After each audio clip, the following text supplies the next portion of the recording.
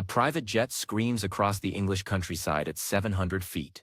Inside, some of the wealthiest people on Earth. Outside, a storm closing in fast. The pilots are fighting the aircraft.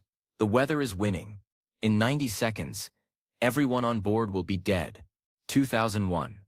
But this isn't about that bin Laden. This is about the family he left behind. The empire his father built. And the summer afternoon when a Phenom 300 business jet turned into a 30,000-pound lawn dart in the middle of a car auction. Welcome to the story of Flight HZ-IBN.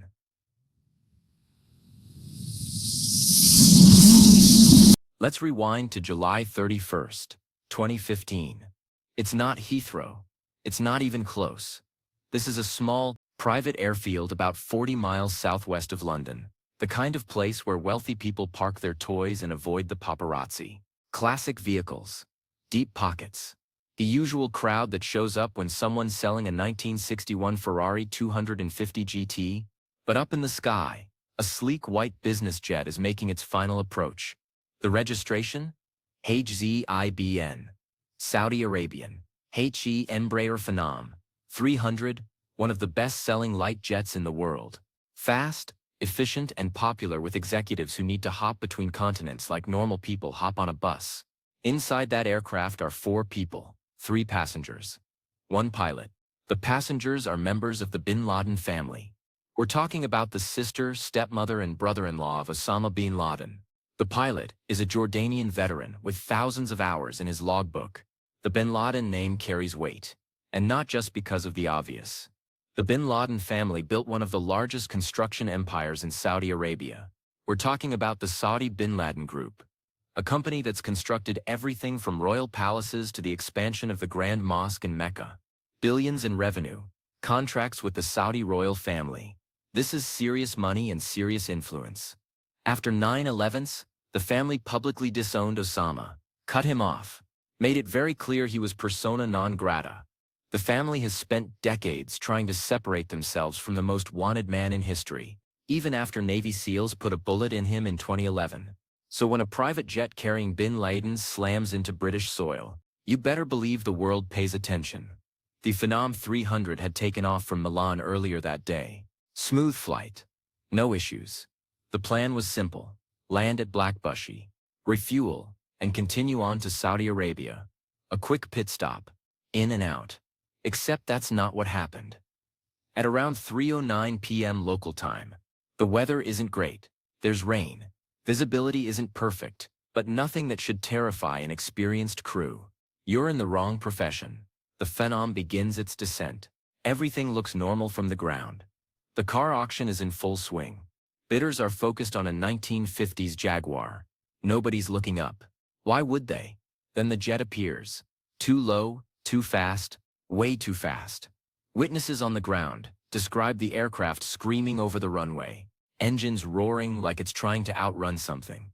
But it's already past the normal touchdown zone. It's eating up runway like it's got somewhere urgent to be. The problem? Blackbush's runway 25 is only 4,300 feet long. That's not a lot of real estate when you're landing hot. The pilot slams on the brakes. Thrust reversers engage. The tires are screaming. But physics doesn't care about your panic. The jet blasts off the end of the runway, crashes through the airport perimeter fence, like it's made of tissue paper, and hurtles into the car auction lot beyond. And then it explodes. A fireball erupts. Black smoke climbs into the sky. The impact is so violent that the aircraft disintegrates on contact. Parts scatter across the lot. The auction crowd scatters even faster. People are running, screaming, trying to figure out what just fell out of the sky, and turned their Friday afternoon into a nightmare. Emergency services are on scene within minutes. Fire crews battle the blaze. It takes over an hour to get the flames under control. When they finally do, there's not much left. The Phenom 300 is obliterated. Wreckage is everywhere. Burnt metal, shattered composite materials, and 4 bodies. Everyone on board is dead. Pilot. Passengers. Instant. The only mercy is that it was quick. The British Air Accidents Investigation Branch, the AAIB, immediately launches an investigation. They've got a high-profile crash, international victims, and a media circus already forming. The investigators arrive, cordon off the site, and start piecing together what went wrong. Here's where it gets interesting. The Phenom 300 has an excellent safety record. It's a reliable aircraft. Embraer builds good planes. This isn't some sketchy operation flying a rusted-out Soviet relic. This is a modern business jet, with all the bells and whistles. Terrain awareness systems. Weather radar. The works. So what happened? The AAIB pulls the flight data recorder. Modern aircraft are tattletales. They record everything. Control inputs. If the pilot sneezed, the black box probably logged it. The data tells a story, and it's not a good one. The Phenom was approaching Blackbushy way too fast. We're talking about an approach speed that was significantly higher than recommended. Why? The investigators think the pilots might have misjudged their energy management. In plain English, they came in too hot and too high, and by the time they realized it, they were committed. There's a term in aviation called the impossible turn. It's when you're in a situation where you can't safely abort and you can't safely continue, but you've got to pick one anyway. The pilots of HZ-IBN were in that zone. They were too fast, too high, and running out of runway before they even touched down. When the wheels finally hit the pavement, the jet was still carrying too much energy. Blackbush's runway is short. For a Phenom 300 landing under normal conditions, the pilots tried. They really did. Maximum braking, thrust reversers, everything in the playbook. But you can't cheat physics. The aircraft ran out of runway, punched through the fence and slammed into the car lot at high speed. One witness described it as the jet falling out of the sky. Another said it looked like the plane was trying to land on a postage stamp. The consensus? This was a landing gone catastrophically wrong. First, weather. The conditions weren't terrible, but they weren't ideal either. Rain reduces visibility and makes runways slick. Pilots sometimes add a bit of extra speed as a safety buffer. Problem is too much buffer, and you're creating a new problem. Second, unfamiliarity with the airport. It's a small private field. If you're not used to landing at short runways, you might misjudge your approach. The AAB noted that the pilot had limited experience at Blackbushes specifically. Third, the classic aviation killer, human factors, fatigue, stress, complacency. The flight from Milan wasn't long, but it was still a workday. The pilot had been flying all day. Was he tired, distracted, overconfident? We'll never know for sure. Dead men don't file reports. The AAIB's final report is damning in its simplicity. The crash was caused by the pilot's failure to maintain the correct approach speed and his inability to abort the landing when it became clear the situation was unsalvageable. In other words, pilot error. The aircraft was fine. The weather was manageable. The runway was adequate for a proper approach. The problem was in the cockpit. Now, let's talk about the elephant in the room. The passengers. The media had a field day. Headlines screamed about bin Ladens dying in a plane crash. Just a tragic accident. The AAB found zero evidence of foul play. No mechanical sabotage. No explosive residue. No indication that anyone on the ground or in the air had malicious intent. It was an aviation accident. Plain and simple.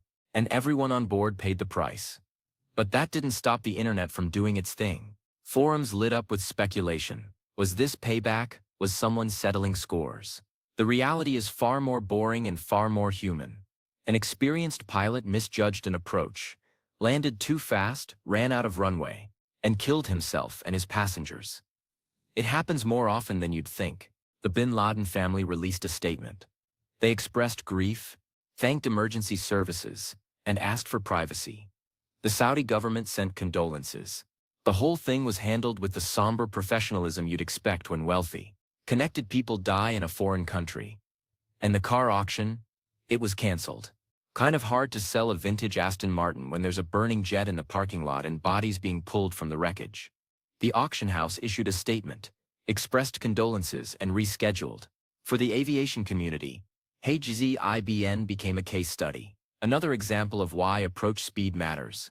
Why energy management is critical. Why you never ever try to salvage a bad approach when you're running out of options. The go-around exists for a reason. If the landing isn't working, you abort, climb out, and try again. Inconvenience doesn't matter. Getting everyone on the ground alive matters. But the pilot of HZ-IBN didn't go around. Maybe he thought he could make it work. Maybe he didn't realize how bad the situation was until it was too late. Maybe he hesitated just long enough that aborting became impossible. We'll never know. What we do know is that in the final seconds, the crew was fighting a losing battle against momentum, gravity, and a runway that was rapidly running out. The flight data shows full braking, full reverse thrust, everything maxed out. But when you're carrying that much energy, and you've only got a few thousand feet of pavement, the outcome is already written. The Phenom 300 hit the ground beyond the runway at approximately 120 miles per hour. That's highway speed. In a 17,000 pound aircraft loaded with jet fuel. The impact forces were catastrophic. The fuselage ruptured, fuel ignited. The fireball consumed what was left. Investigators found parts of the aircraft scattered over 200 feet. The engines were torn from their mounts. The wings were shredded. The cockpit was unrecognizable. Identifying the victims required dental records and DNA analysis. That's how bad it was. In the aftermath, Embraer issued a statement reaffirming the safety of the Phenom 300 and noting that the aircraft performed as designed. Translation? The plane didn't fail. The people flying it did. The families of the victims received the AAB's final report. It didn't bring anyone back, but at least it provided answers. No mechanical defect. No act of God. Just human error in a high-stakes environment where mistakes are measured in lives. The crash site was cleared. The car auction eventually resumed. Blackbushe Airport continued operations. Life moved on, as it always does.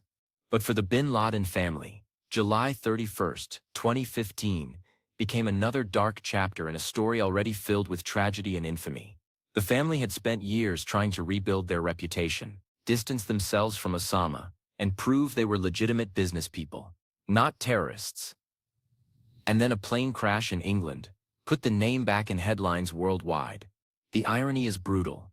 The victims had nothing to do with terrorism. They were family members trying to live their lives, traveling on business, using their wealth to move around the world the way rich people do. And they died because a pilot came in too fast on a rainy afternoon at a small British airfield. Aviation is unforgiving. It doesn't care about your name, your wealth, or your family history. Physics applies equally to everyone.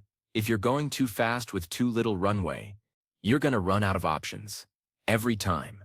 For all its luxury and convenience, carries the same risks as any other form of flight. Smaller airports mean shorter runways, less traffic control, more reliance on pilot skill and judgment. And when that judgment fails, there's no safety net. Flight schools use this crash as a teaching tool now. Approach speed discipline, energy management, the importance of the go-around. Don't try to force a bad landing. Don't let pride or impatience override safety. If it's not working, abort and try again. It's a lesson written in wreckage and lives lost. The bin Laden family buried their dead. The aviation community updated its training materials. The AAIB added another report to its archives. And Blackbushe Airport installed additional safety measures to prevent future overruns. But none of it brings back the 4 people who died that day. The pilot, who made a fatal mistake. The passengers who trusted him to get them safely to the ground. They're gone. Reduced to a case number and a cautionary tale in aviation safety seminars. So the next time you see a sleek private jet on final approach, remember HZ-IBN. Remember that behind every successful landing is a pilot making dozens of tiny decisions, any one of which could mean the difference between walking away and becoming a statistic. Remember that speed, altitude, and runway length aren't suggestions. They're the laws that govern whether you live or die. But it was physics that wrote the ending. And physics always wins.